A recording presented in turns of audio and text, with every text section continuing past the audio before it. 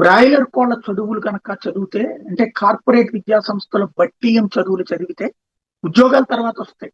కానీ లోక జ్ఞానం కరువు, సామాజిక అవగాహన కరువు, అతిగా ఊహించుకోవడం ఎక్కువైపోతుంది. దానికి సజీవ సాక్ష్యం ఇక్కడ. నేను లేకుంటే నువ్వు ఒంటరి అవుతావు, ఇప్పుడు అప్పుడు నిన్నెవరు చూసుకుంటారంటూ భార్యని గొంతును చేశాడు ఇస్రో మాజీ ఉద్యోగి. బెంగళూరులో జరిగింది. అవలహల్లి పరిధిలోని విద్యుత్సో అపార్ట్మెంట్ లో నాగేశ్వరరావు 70 ఏళ్ళు, సంధ్యాశ్రీ 65 ఏళ్ళు దంపతులు ఉంటారు. వీళ్ళ కూతురు అమెరికాలో స్థిరపడిపోయారు. ఉద్యోగం రిటైర్ అయిపోయాక వృద్ధాప్యంలో నాగేశ్వరరావు బాగా సైకలాజికల్ ప్రెషర్ ఎదుర్కొంటున్నాడు. నేను పిల్లల్ని కానీ పెంచి పోషించి ఇప్పుడు నన్ను చూసుకునే వాళ్ళు ఎవరని, తాను చచ్చిపోతే తన భార్యను చూసుకునే వాళ్ళు ఎవరు లేరంటూ, ఆ భవిష్యత్తు ఎట్లుంటుందో అని భయంతో చంపేశానని చెప్తున్నాడు.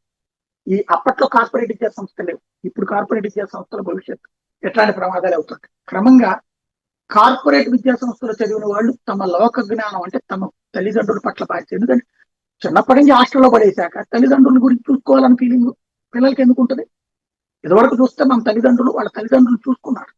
ఇప్పుడు మన దగ్గరకు వచ్చేప్పటికి అది కరువు అవుతుంది. ఇది ఆలోచించుకోవాల్సిన సందర్భం.